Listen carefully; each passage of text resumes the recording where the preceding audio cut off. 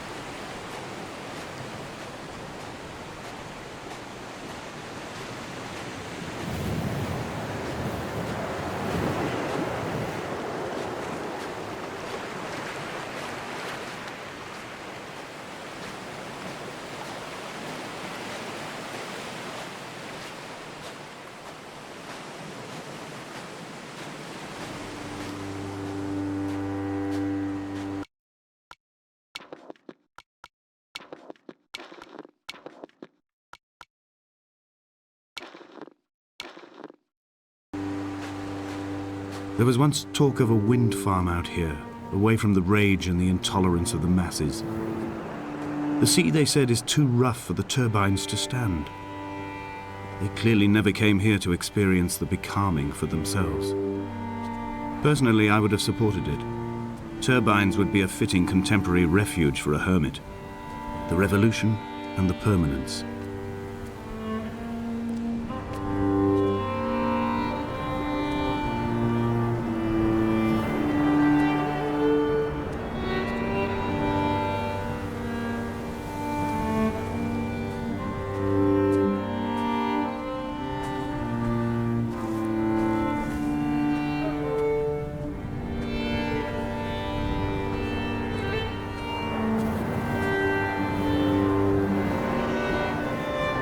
Donnelly's book had not been taken out from the library since 1974. I decided it would never be missed as I slipped it under my coat and avoided the librarian's gaze on the way out. If the subject matter is obscure, the writer's literary style is even more so. It is not the text of a stable or trustworthy reporter. Perhaps it is fitting that my only companion in these last days should be a stolen book written by a dying man.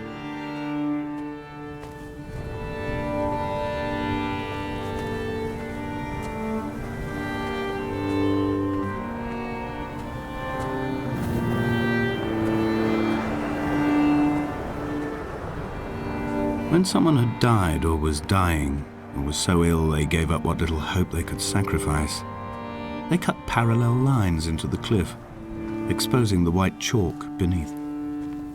You could see them from the mainland or the fishing boats, and know to send aid or impose a cordon of protection, and wait a generation until whatever pestilence stalked the cliff paths died along with its hosts. My lines are just for this, to keep any would-be rescuers at bay. The infection is not simply of the flesh.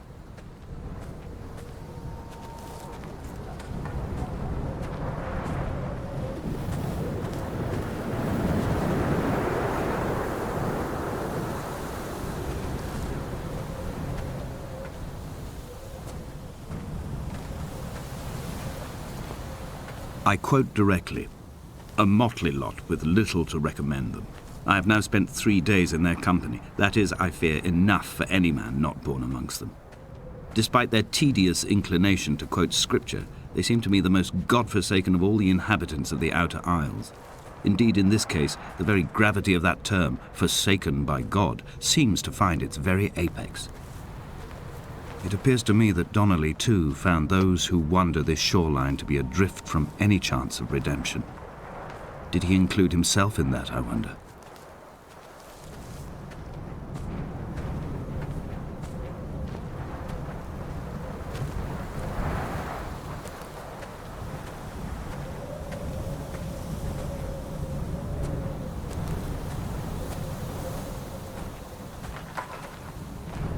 Dear Esther, I met Paul. I made my own little pilgrimage. My Damascus, a small semi-detached on the outskirts of Wolverhampton. We drank coffee in his kitchen and tried to connect to one another. Although he knew I hadn't come in search of an apology, reason or retribution, he still spiraled in panic, thrown high and lucid by his own dented bonnet. Responsibility had made him old. Like us, he'd already passed beyond any conceivable boundary of life. This hermit, this seer, this distant historian of bones and old bread, where did he vanish to? Why, asked the farmers. Why, asked Jacobson. Why bother with your visions at all, if you're just to throw your arms up at the cliff and let it close in behind you and seal you into the belly of the island, a museum shut to all but the most devoted?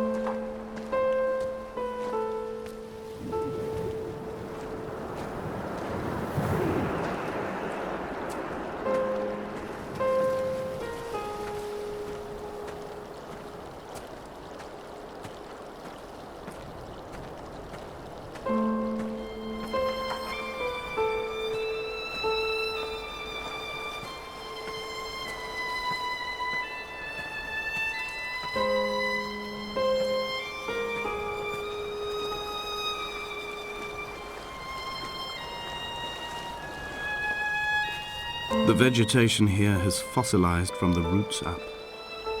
To think they once grazed animals here, the remnants of occupation being evidence to that. It is all sick to death.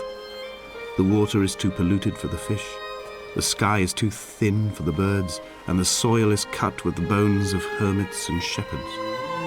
I've heard it said that human ashes make great fertilizer, that we could sow a forest from all that is left of your hips and ribcage, with enough left over to thicken the air and repopulate the bay.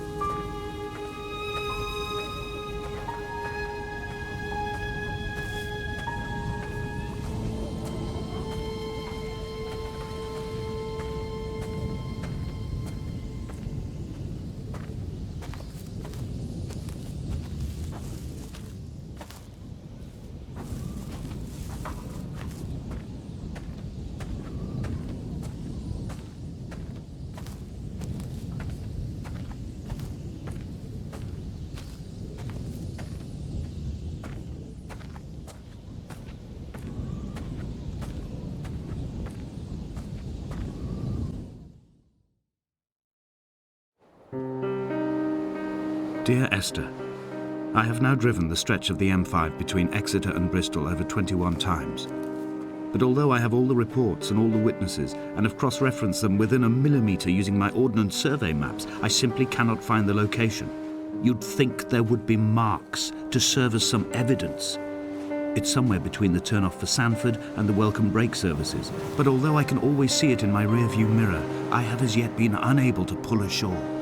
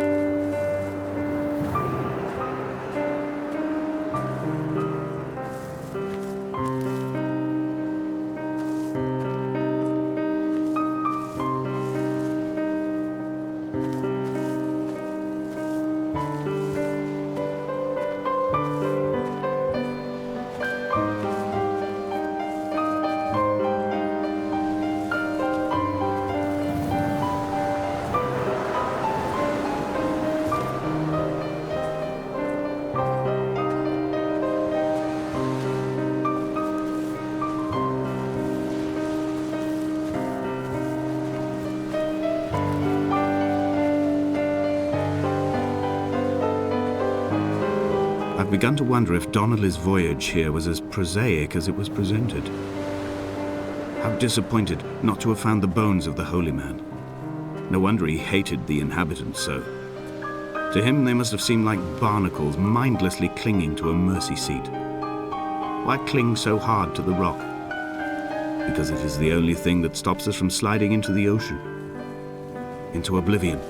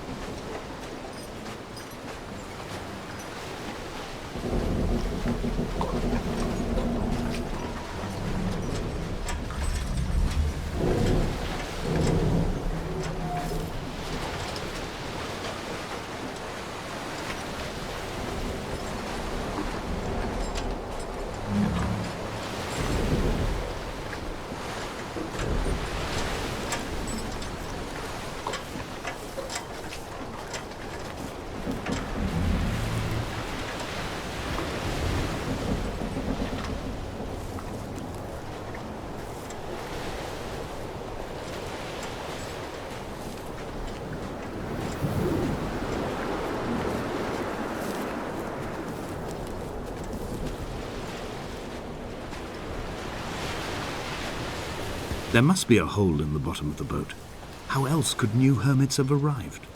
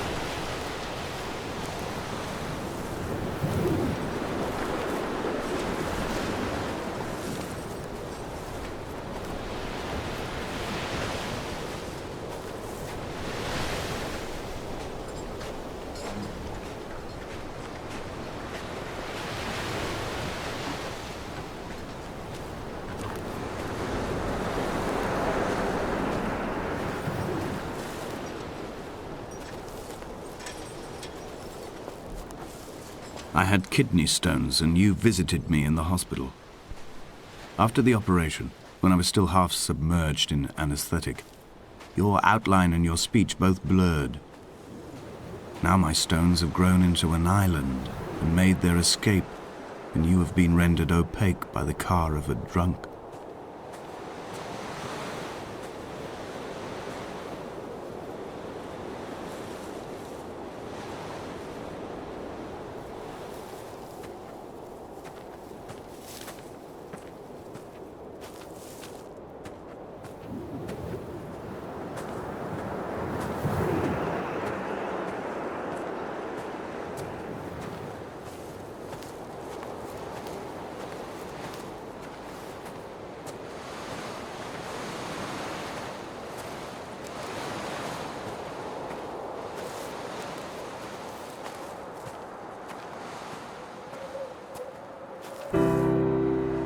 I've begun my ascent on the windless slope of the western side. The setting sun was an inflamed eye squeezing shut against the light shone in by the doctors. My neck is aching through constantly craning my head up to track the light of the aerial. I must look downwards, follow the path under the island to a new beginning.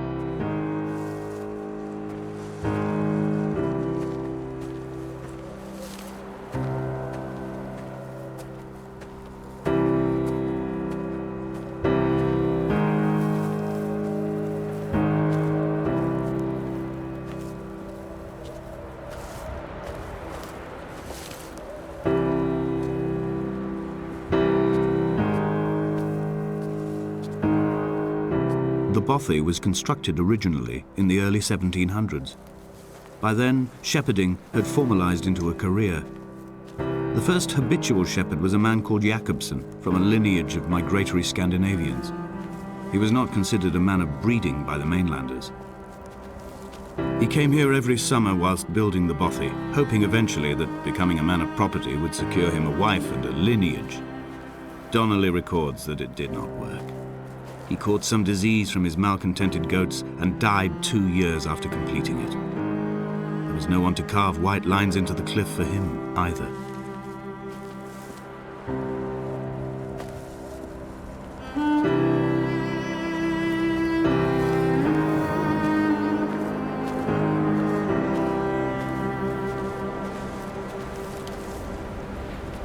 Inventory. A trestle table we spread wallpaper on in our first home. A folding chair. I laughed at you for bringing camping in the lakes. I was uncomfortable later and you laughed then. This diary, the bed with the broken springs. Once asleep you have to remember not to dream. A change of clothes. Donnelly's book, stolen from Edinburgh Library on the way here. I will burn them all on the last morning and make an aerial of my own.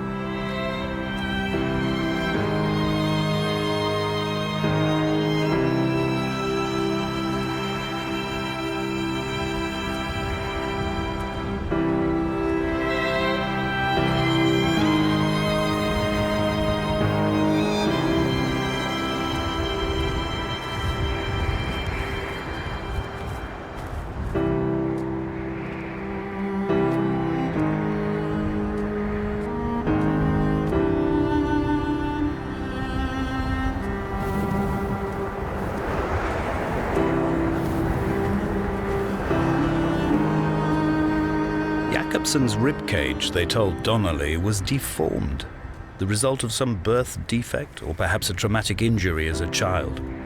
Brittle and overblown it was, and desperately light.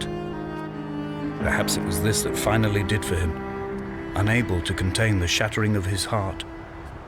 In half-light, his skeleton a discarded prop, a false and calcified seabird.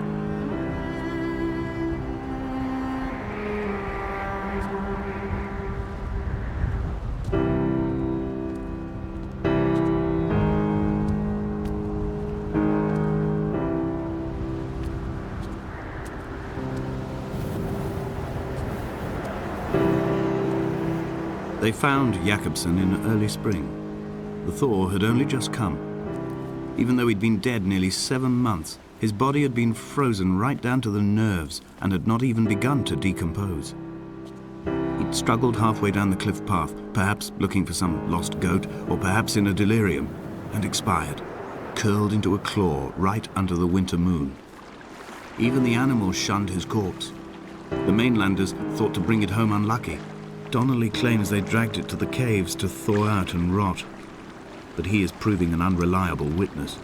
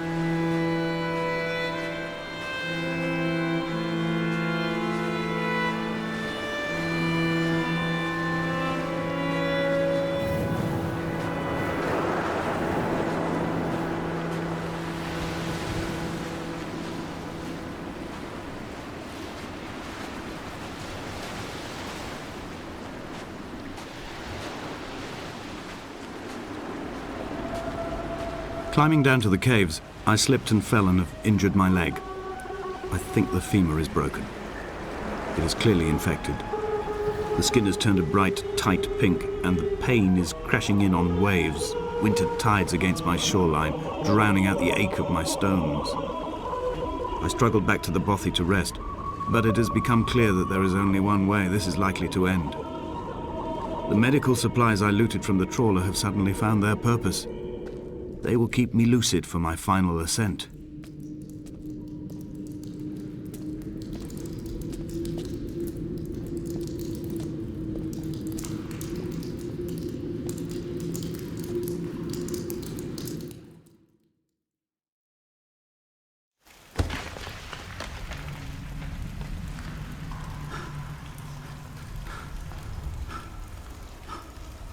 Donnelly did not pass through the caves.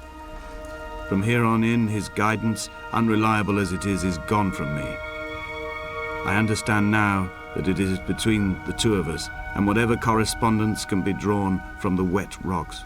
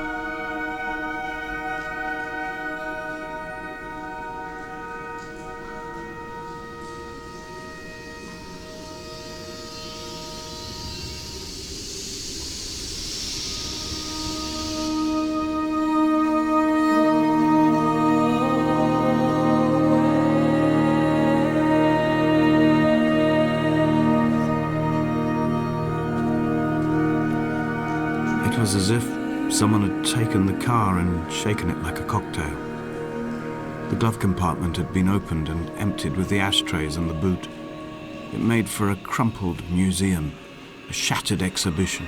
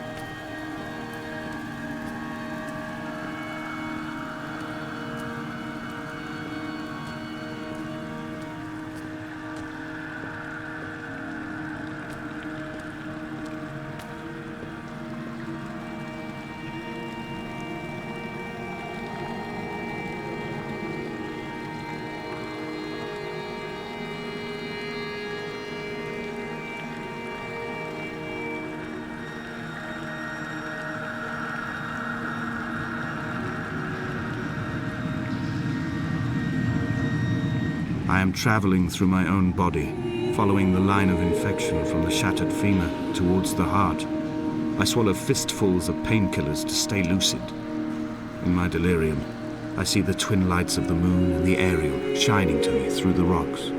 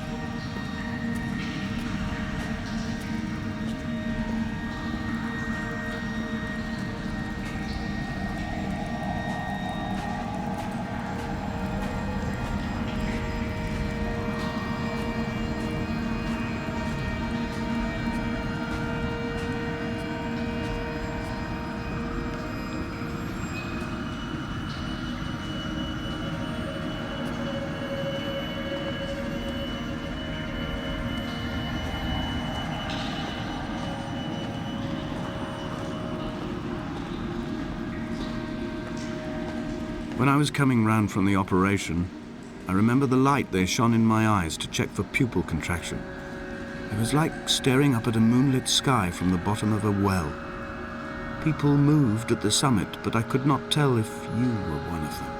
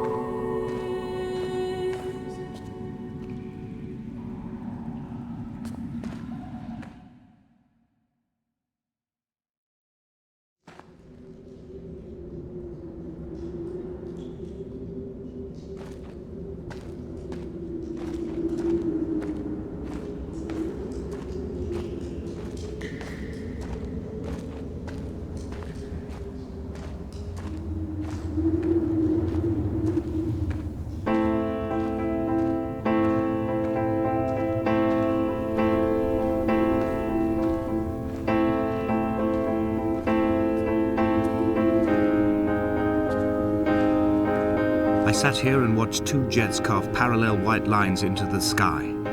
They charted their course, and I followed them for 21 minutes until they turned off near Sanford and were lost. If I were a gull, I would abandon my nest and join them. I would starve my brain of oxygen and suffer delusions of transcendence. I would tear the bottom from my boat and sail across the motorways until I reached this island once again.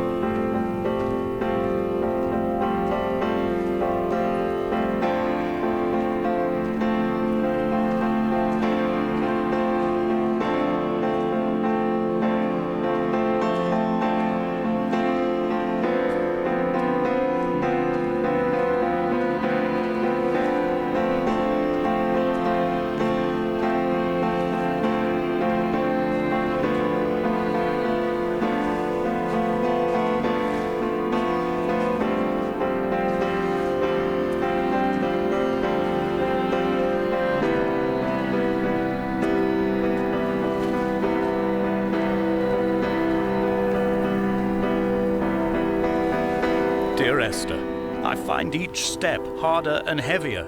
I drag Donnelly's corpse on my back across these rocks, and all I hear are his whispers of guilt, his reminders, his burnt letters, his neatly folded clothes. He tells me I was not drunk at all.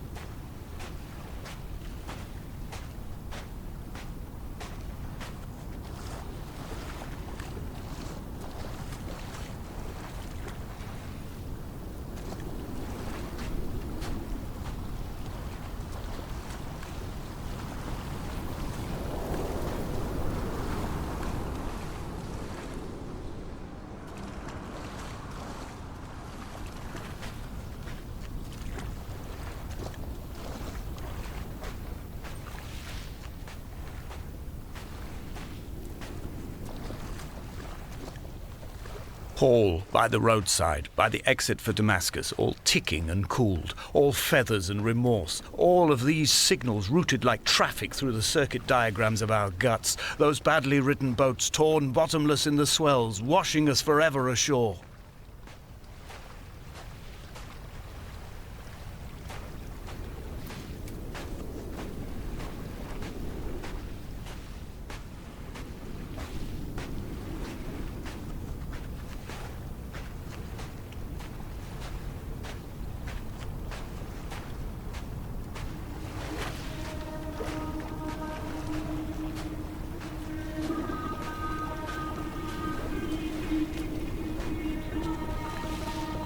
From here, I can see my armada. I collected all the letters I'd ever meant to send to you, if I'd have ever made it to the mainland, but had instead collected at the bottom of my rucksack, and I spread them out along the lost beach. Then I took each and every one, and I folded them into boats.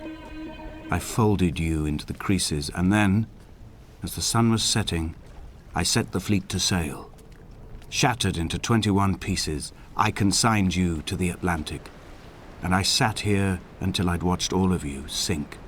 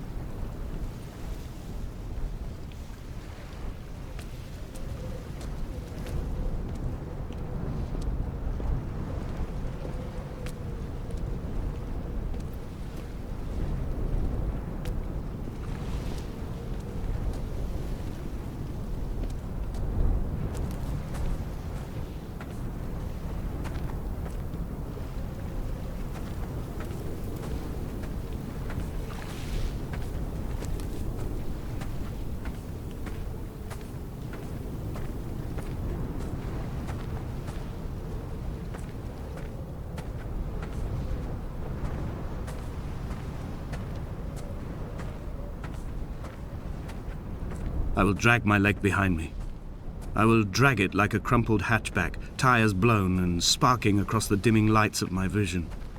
I'm running out of painkillers and am following the flicker of the moon home. When Paul keeled over dead on the road to Damascus, they restarted his heart with the jump leads from a crumpled hatchback.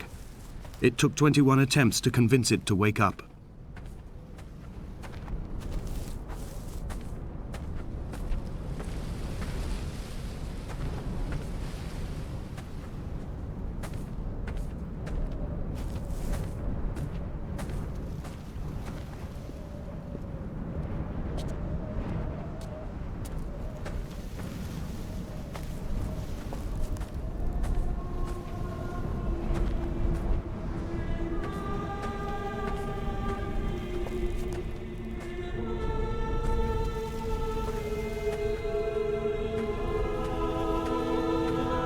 I've begun my voyage in a paper boat without a bottom. I will fly to the moon in it.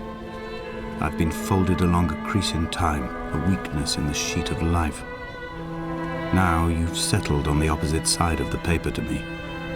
I can see your traces in the ink that soaks through the fiber, the pulped vegetation. When we become waterlogged and the cage disintegrates, we will intermingle. When this paper aeroplane leaves the cliff edge and carves parallel vapor trails in the dark, we will come together.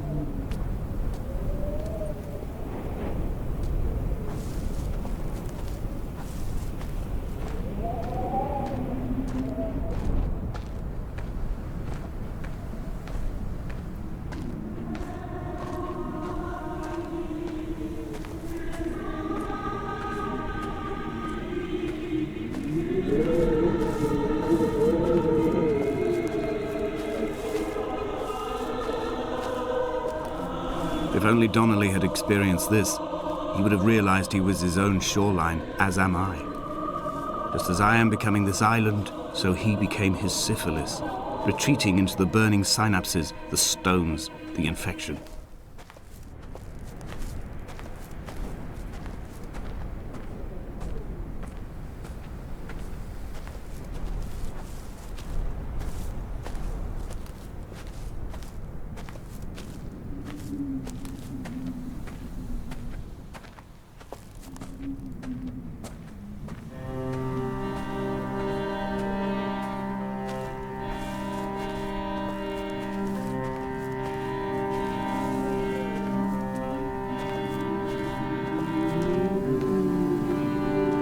Returning to my car afterwards, hands still shaking, and a head split open by the impact. Goodbye to tearful aunts and traumatized uncles. Goodbye to the phenomenal. Goodbye to the tangible. Goodbye Wolverhampton. Goodbye Sanford. Goodbye Cromer. Goodbye Damascus. This cliff path is slippery in the dew. It is hard to climb with such an infection. I must carve out the bad flesh and sling it from the aerial. I must become infused with the very air.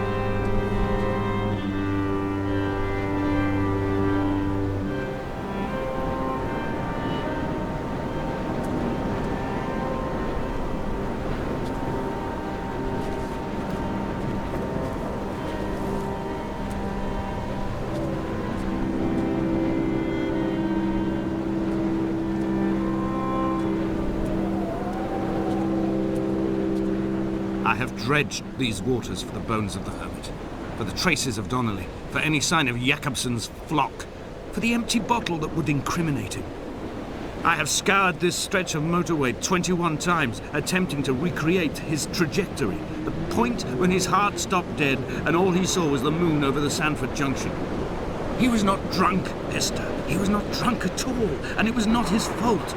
It was the converging lines that doomed him. This is not a recorded natural condition. The gulls do not fly so low over the motorway and cause him to swerve. The paint scored away from his car in lines like an infection, making directly for the heart.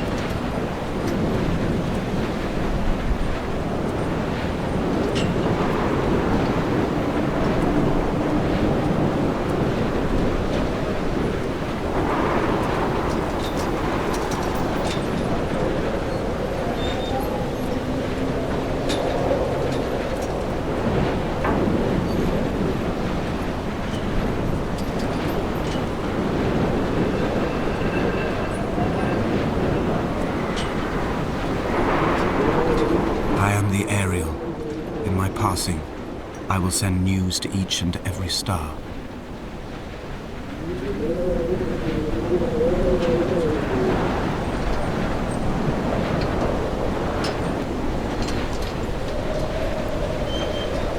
Dear Esther, I have burnt my belongings, my books, this death certificate.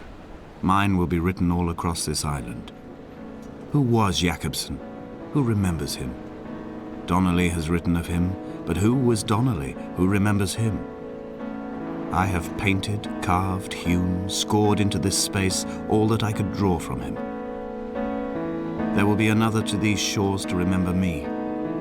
I will rise from the ocean like an island without bottom, come together like a stone, become an aerial, a beacon, that they will not forget you. We have always been drawn here, One day the gulls will return and nest in our bones and our history. I will look to my left and see Esther Donnelly flying beside me. I will look to my right and see Paul Jacobsen flying beside me. They will leave white lines carved into the air to reach the mainland, where help will be sent.